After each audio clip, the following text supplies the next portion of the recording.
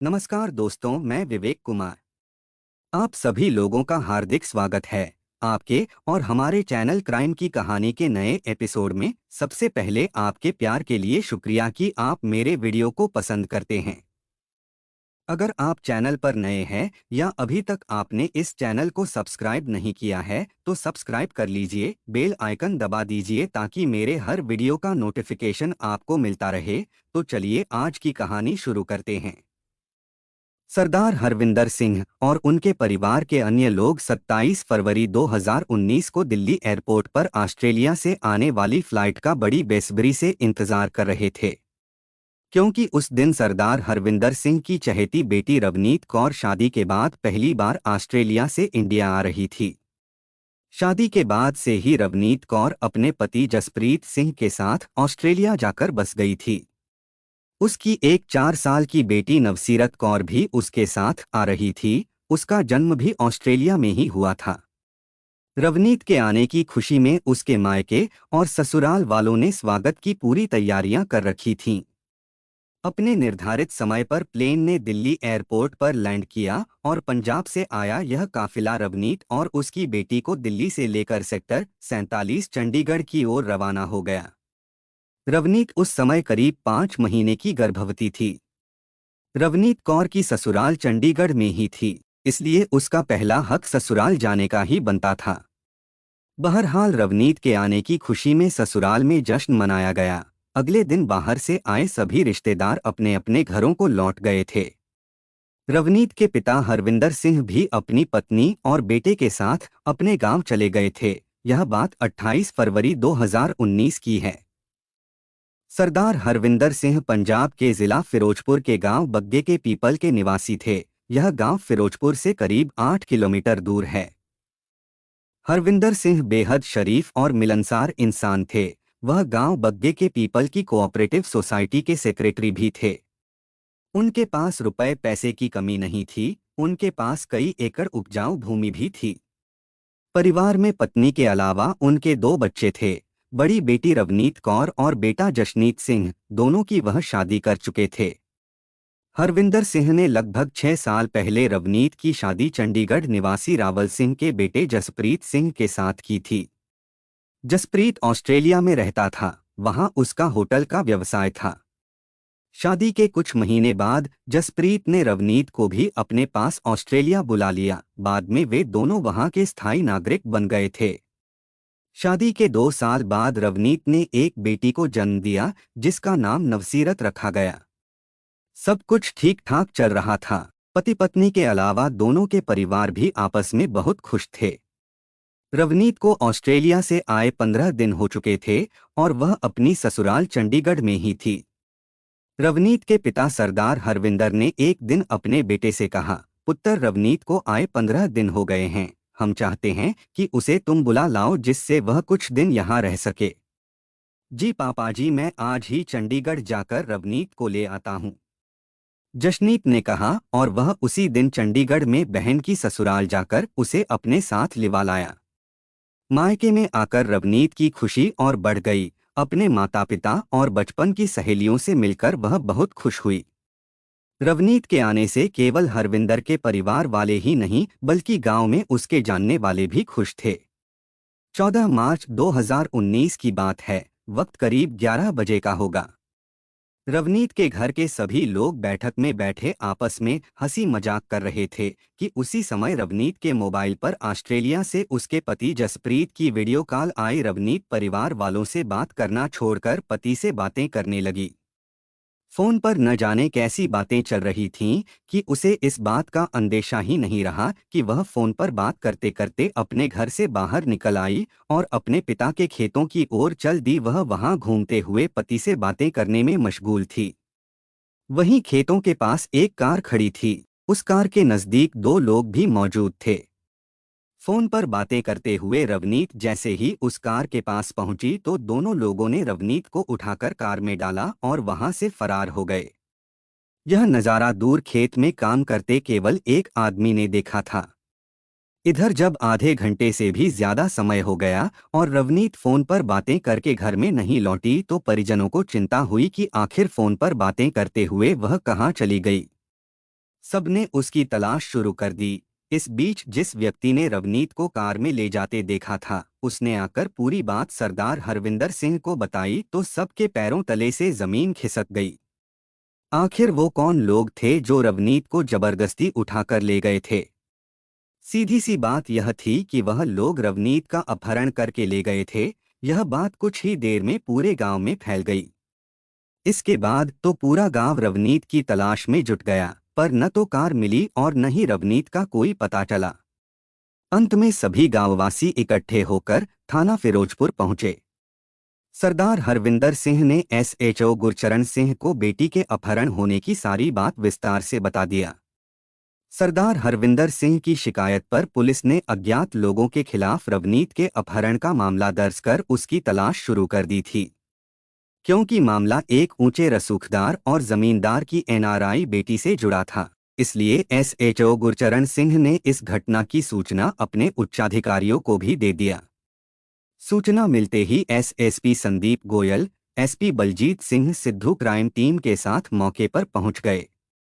SSP के निर्देश पर शहर के बाहर जाने वाली सभी सड़कों पर नाकेबंदी कर दी गई थी। एक गाड़ी की तलाशी ली जाने लगी पर कोई फायदा नहीं हुआ।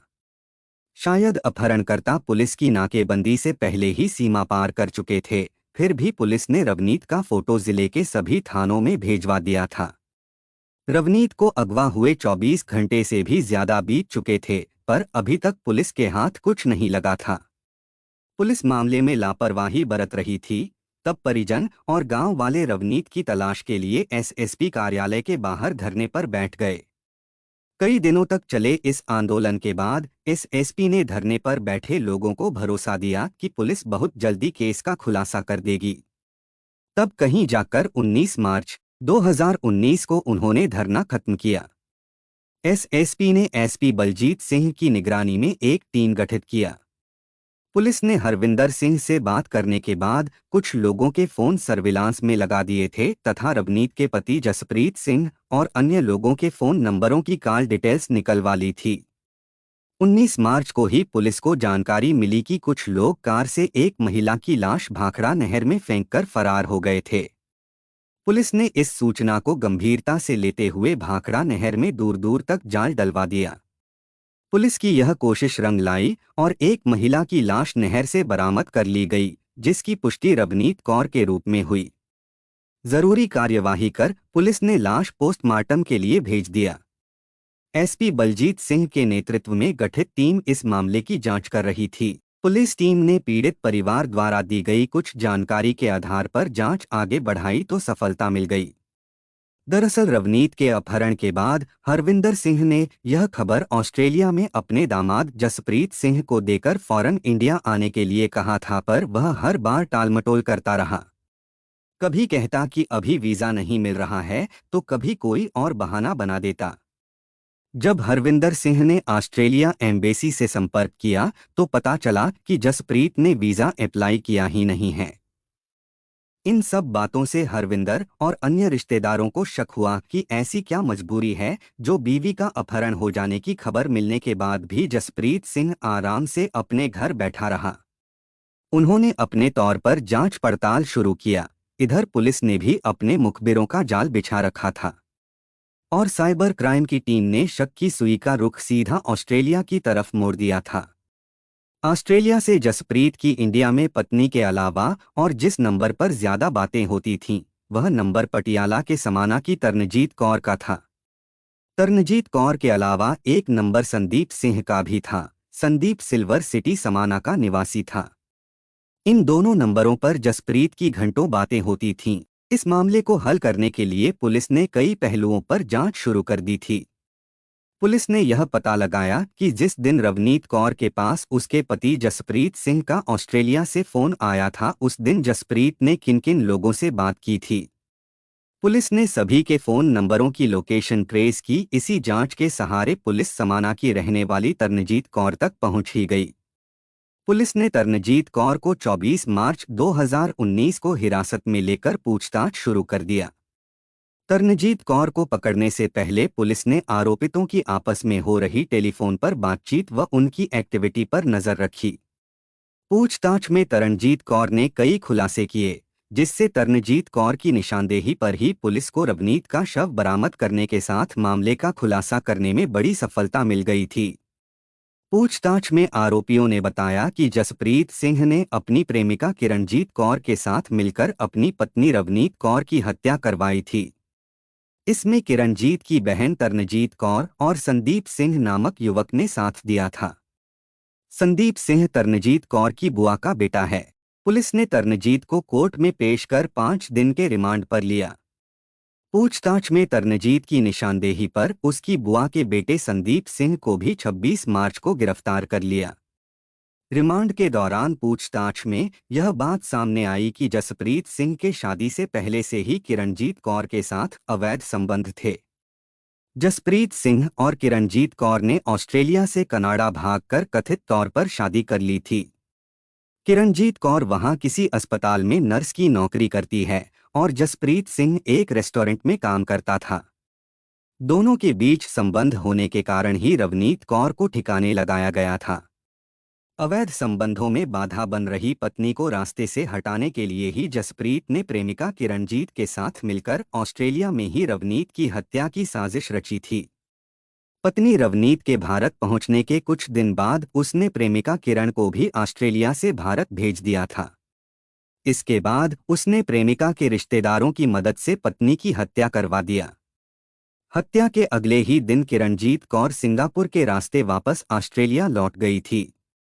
एनआरआई महिला रवनीत कौर की हत्या के आरोप में फिरोजपुर पुलिस ने पटियाला जिले की समाना निवासी तरनजीत कौर व उसके रिश्तेदार संदीप सिंह को गिरफ्तार कर लिया।